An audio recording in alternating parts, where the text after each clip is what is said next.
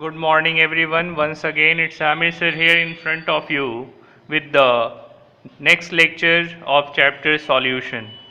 In last class, we have studied the colligative property and we have discussed one of the colligative property that was relative lowering of vapor pressure.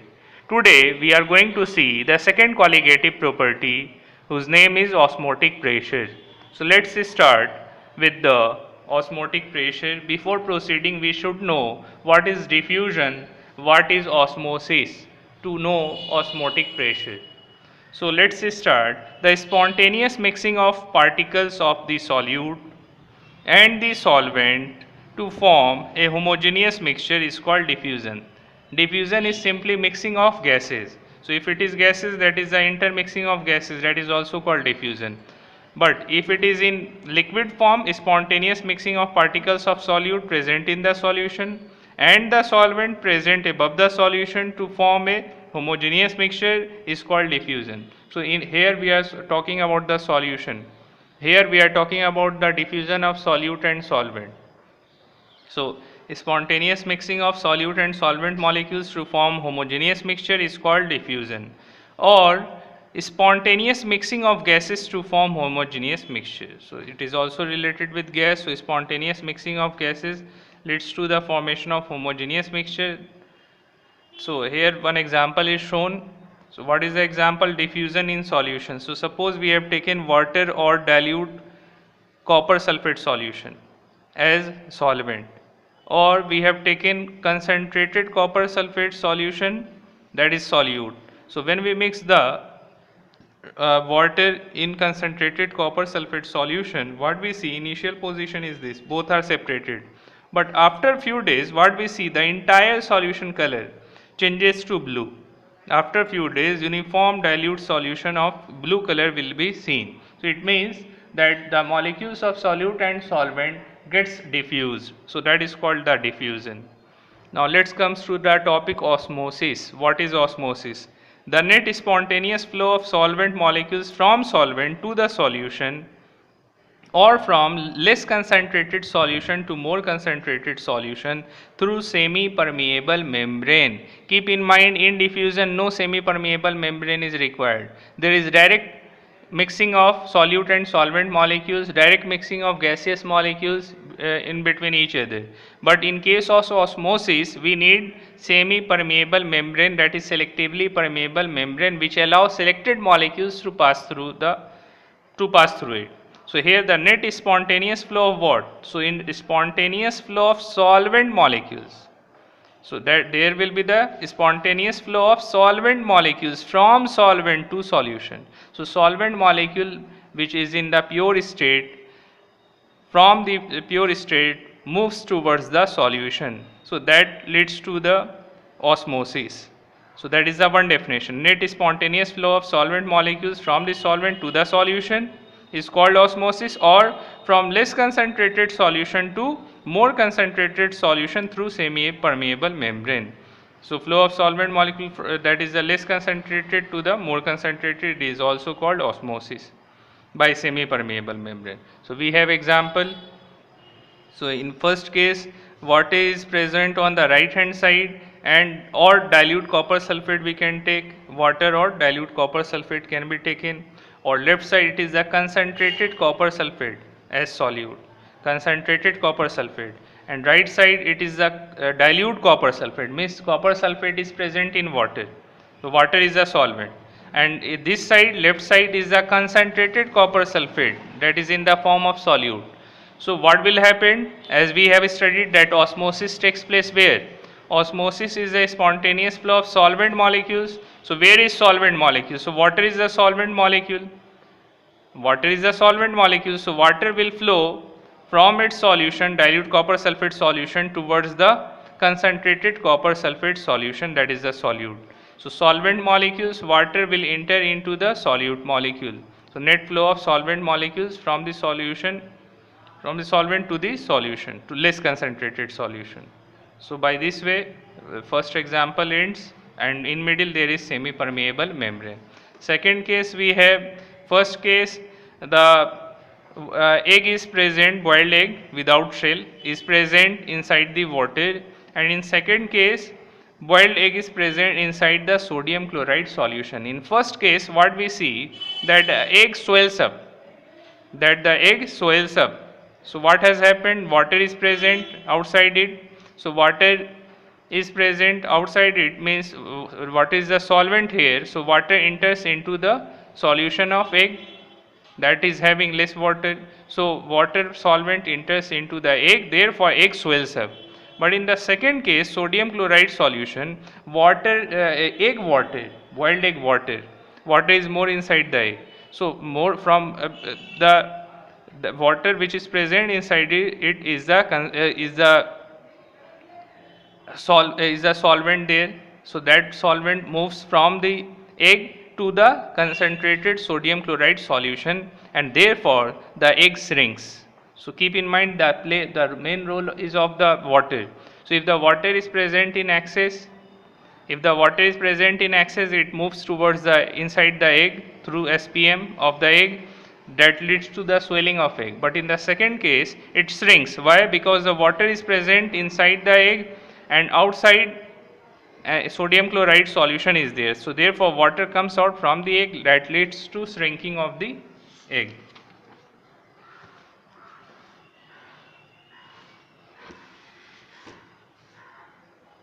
So one gets swells placed in water and other shrinks placed in HCl or NaCl, whatever you can take, acid. The membrane beneath the outer shell of egg act as semi-permeable membrane. So outside the egg, the membrane which is present act as semi-permeable membrane. Therefore, in first water, what is the solvent flows towards egg to swell, but in second HCl, concentrated HCl is there, get water aqueous towards itself, means that is a concentrated HCl. So what is the tendency of acid? To absorb water. So therefore from the egg, water which is present inside the egg comes out into the HCl. So therefore the egg gets swells up. Same thing happened, third example, grapes placed in pure water. So when the grapes placed in pure water, it swells and shrinks when placed in concentrated NaCl or concentrated HCl. So if you will place the grapes in the pure water, it gets swelled. So therefore the person used to sell the grapes used to do these types of things to increase the weight of the grapes. So that's why therefore they used to do these types of things in order to make the grapes in weight.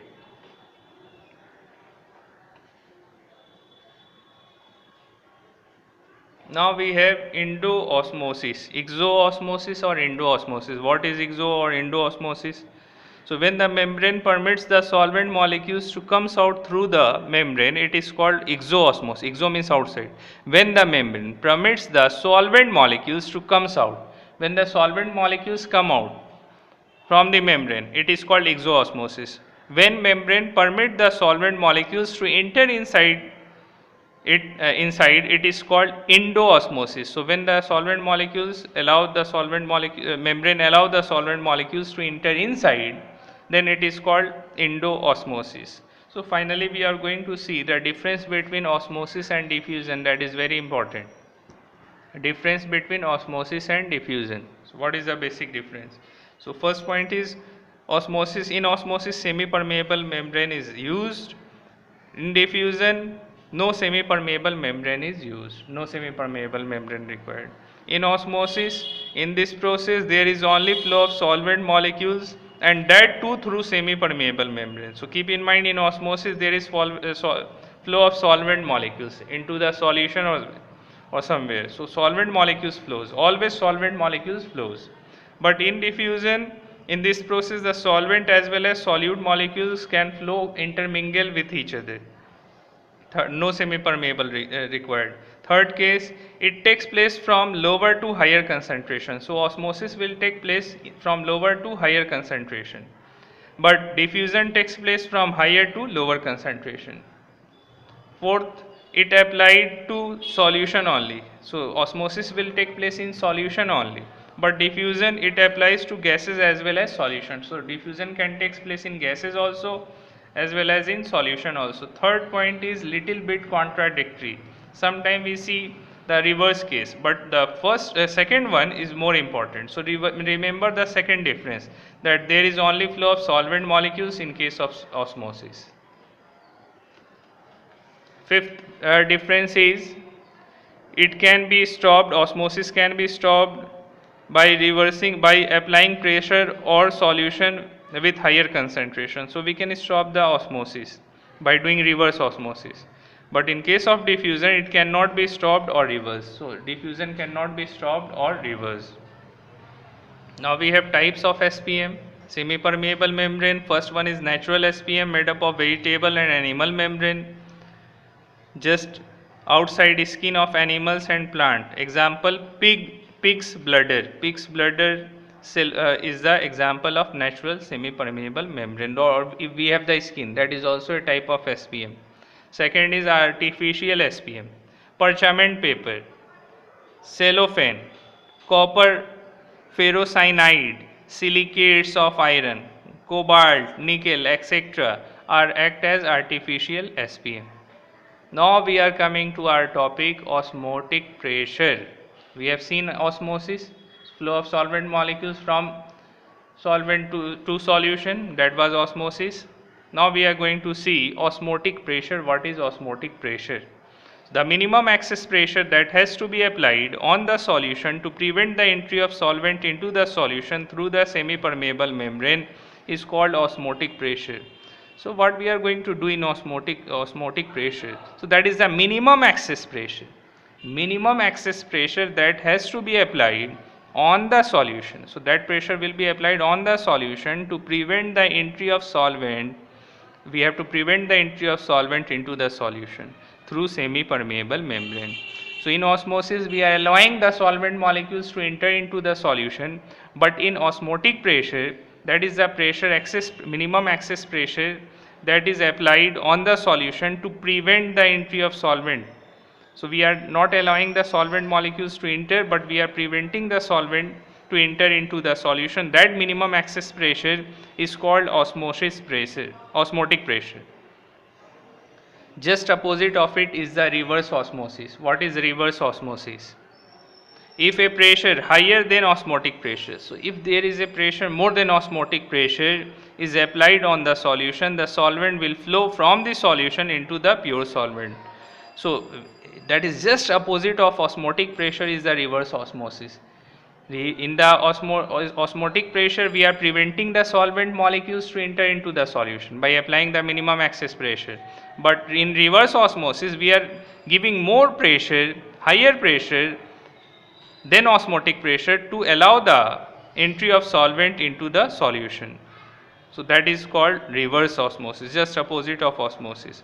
And the very important application of reverse osmosis is in the desalination of seawater. Seawater consists of salt and water as solvent. So in reverse osmosis, we take the help of reverse osmosis to make the water of sea fit for drinking. Let's see. Application of reverse osmosis in desalination of water, that is removal of salt from seawater on applying pressure greater than osmotic pressure. So if pressure more than osmotic pressure is applied, that is called what? Reverse osmosis. Pure water can be made flow through semi-permeable membrane, which can used for drinking. So that is the process shown here. So there is a tanker. In this tanker, we are saying that there is a piston. Piston is applied. So that is filled with the salty water from left side. And piston is applied. Pressure being applied, osmotic pressure. So water is here having the osmotic pressure, and extra pressure is applied by the piston on that solution, and that water, left side water, is the sea water, and right side we are seeing that water is entering into it. Right side water is the fresh water, and semi-permeable membrane of cellulose is present in the middle, and outlet of fresh water is available. And from left side the piston pressure is applied, and the sea water was available there, osmotic pressure was there in that sea water. When more extra pressure is given, that allow the water, the solvent. From the sea water, the solvent only passes through the semi-permeable membrane and gets collected to the right side, and that water is the fresh water, and the salt lives in the left side beaker only, left side part only. So by this way, we do the salination of seawater.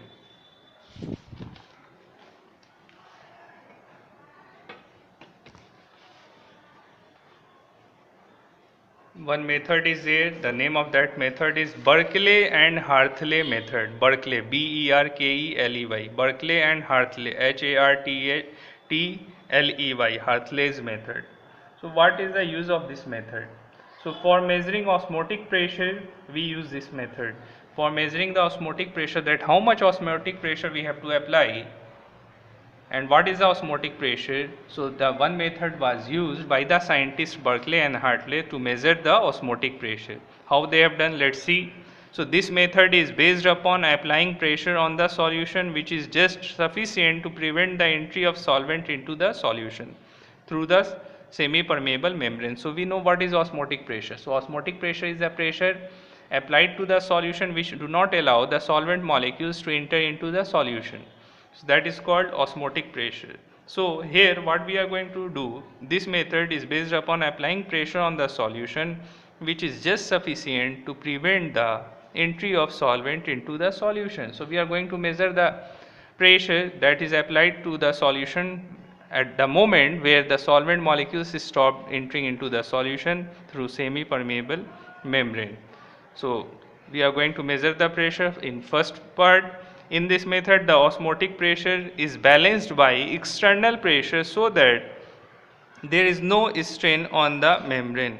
So very important part is here, how you are going to measure the osmotic pressure. So we are going to balance the osmotic pressure with the external pressure. The moment osmotic pressure gets equals to external pressure, there will be no strain on the membrane, and we are going to measure the pressure, how much pressure is there. That arrangement is shown. Porous tube with is SPM, solvent is there, solution is on other side. Second point number B. Point number B, the concentration of solution does not change because the entry of solvent into the solution is prevented by external pressure. So there is no change in concentration of solution. Why? Because we are preventing the entry of solvent. Solvent molecules are not entering into the solution. Therefore, there is no change in concentration. The concentration of solution does not change because the entry of solvent into the solution is prevented by external pressure. So external pressure is being applied which do not allow the solvent molecules to enter into the solution. Now point C, the time taken for measurement of osmotic pressure is much less in this method as compared to other methods. So the time measured, so the time duration which is required to measure the pressure, osmotic pressure, by this method is very less as compared to the other method. Now we have some expression for osmotic pressure. We are going to see the formula of osmotic pressure, that is more important. So what is the expression for osmotic pressure? It is shown with pi sign, pi 3.14 in mass. So with pi sign. So osmotic pressure pi of a solution is found to be directly proportional to molar concentration. So osmotic pressure is directly proportional to molar concentration C of solution and its temperature. So osmotic pressure is directly proportional to concentration and temperature. So let's see. We are going to prove osmotic pressure. Pi proportional to C, pi proportional to T, therefore pi proportional to C into T. To remove the proportionality, we used to give the constant, so here we are using R. So pi equals to R into C into T. So what is R? So where R is constant, called solution constant, and its value is same as gas constant. So just like universal constant, gas constant, we have R. So same value is for this R also, that is solution constant 0.0821 liter atm per Kelvin per mole. So finally what we will get, pi equals to CRT, and in place of C, that is the concentration, equals to number of moles by volume. So we can use N by V also. So where N is what is N? N is number of moles of solute and V is volume of solution in liter. Hence pi equals to NB by and in place of C we can use N by V into RT, or pi V equals to nRT. That is the final equation. Pi V equals to nRT. This equation is called Van 't Hoff equation of dilute solution. Remember, that can even be asked to prove Van 't Hoff equation in exams. So you need to remember it. What is Van 't Hoff equation? Pi V equals to nRT, and this equation we are going to use in the numericals also while making numerical. Pi V equals to nRT. So here we have completed Van 't Hoff equation. Now few terms are there. Isotonic solution, whom we call isotonic solution. So such solution which have same osmotic pressure at same temperature are called isotonic solution. Thus two isotonic solution are also isotonic or also isotonic. So such solution which have same osmotic pressure. If the solution is present, if it has same osmotic pressure at same temperature, then the solution is called isotonic solution. And thus two isotonic solution are also isotonic. So two isotonic solution are also isotonic to one each other. Other biological terms are plasmolysis. What is plasmolysis? Or crenation, crenation, crenation, the shrinking of cell.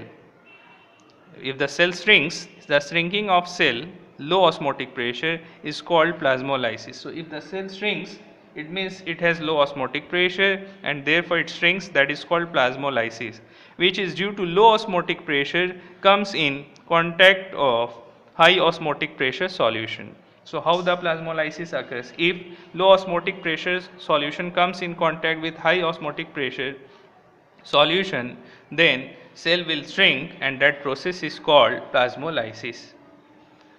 Next term is turgor. The pressure developed inside the cell due to flow of water into it is called turgor. So what is turgor? Turgor is a pressure developed inside the cell. How? Due to flow of water inside it into it is called turgor.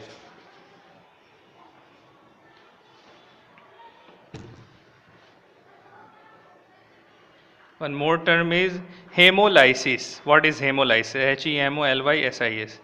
Rupturing of cell means cell gets burst. Rupturing of cell, high osmotic pressure due to coming in contact with some dilute solution. When the cell having high osmotic pressure comes in contact with dilute solution having low osmotic pressure, there is tendency to flow of water from the solution into the cell. So water will flow from the solution into the cell, that leads to the rupturing of cell. That process is called hemolysis. So few more process regulated by osmosis in plant and animal is given here. You can see and try to understand it at your level. Just see it, what is it, try to get it by yourself.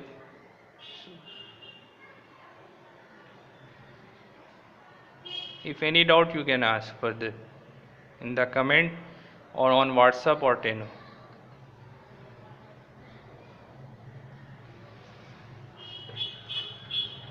So these all are the process regulated by osmosis.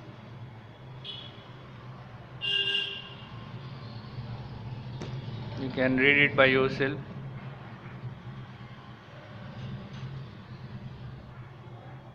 Some phenomenon which are regulated by osmosis is also given here.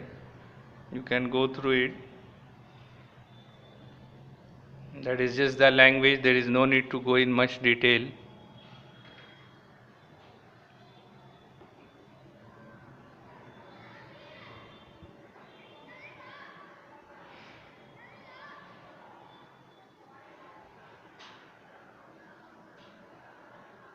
Just read it out and get the important points if it is.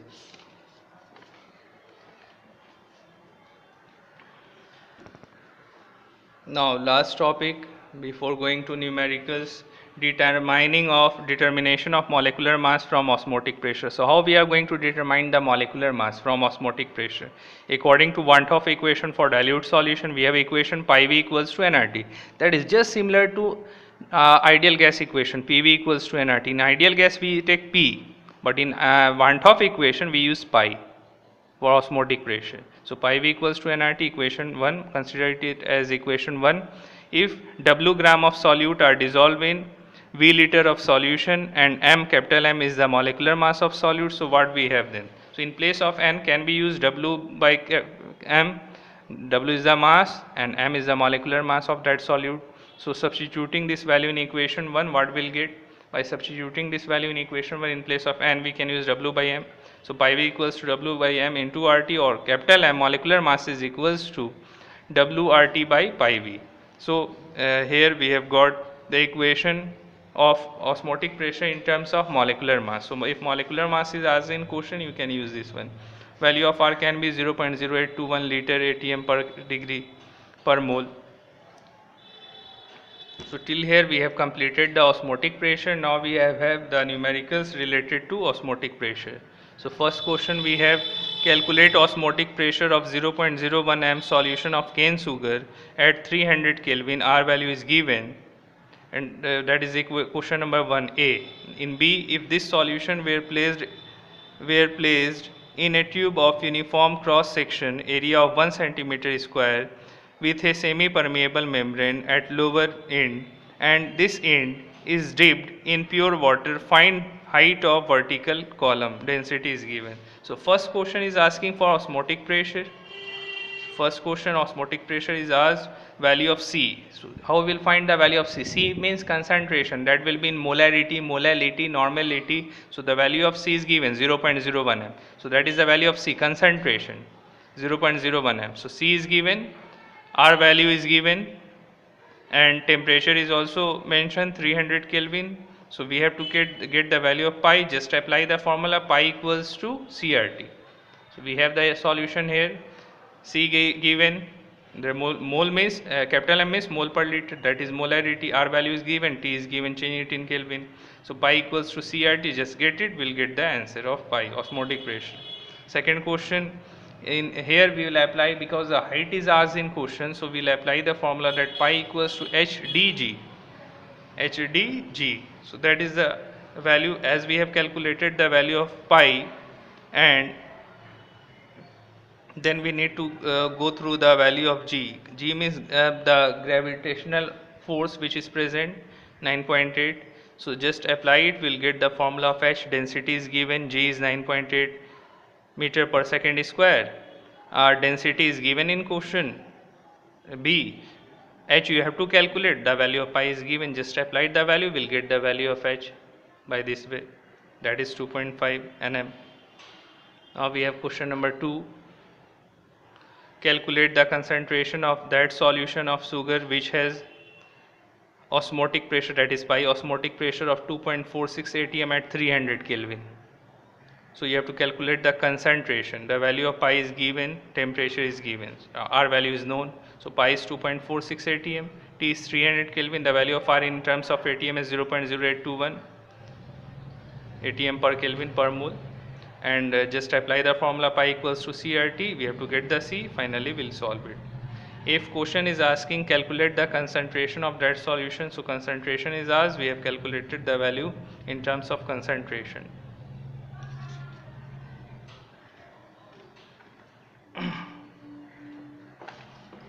And next question question which is related to it, we have a 4% solution of sucrose is isotonic with 3% solution of an unknown organic substance. Calculate molar mass of unknown solution. Isotonic means same concentration. Isotonic have same concentration. So since the two solutions are isotonic, they must have same concentration in mole per liter. So then for sucrose solution we have concentration 4 gram. 4 percentage means what? In 100. So 4 gram per 100 centimeter of cube. Same way we can change it in terms of liter. So if we'll change it in terms of liter, what it will be? So we have to take one more zero for liter, and it gets 0. If it is 4 here, it will be 40. So 40 gram per liter. 4 gram per 100 centimeter cube or per ml, 40 gram per liter. So we have got the mass, molecular mass is 342 for sucrose. Again, that is given 4 gram per 100. 100 we are taking because it is in percentage. So we can take 4 gram per 100 centimeter cube. So we have to consider in terms of concentration, molarity. So we'll change it in terms of liter. So as 100 centimeter cube is equals to 100 ml also. So we can take 40 or 1000 ml. 1000 ml is equals to 1 liter in terms of mole per liter. So mass is known 40, and molecular mass of sucrose, that is C6H12O6, that C12H22O11, that comes equals to 342. We'll get the mole per liter for sucrose. Now second is for unknown substance. Suppose m is its molecular mass, so same way we can go. Concentration is given 3%, so change it in gram, 3 gram per 100 centimeter cube, or 30 gram per liter. So 30 molecular mass is not known, 30 by m mole per liter. Now as the solution is isotonic, concentration is same, just compare it, 30 by m, 40 by 342. So by this way we will get the molecular mass of unknown solution. Last question. 10 gram of solution were dissolved in water and solution was made up to 250 centimeter cube. The osmotic pressure of solution was found to be this much, 18 to 10 power 5 Newton per meter square at 288 Kelvin.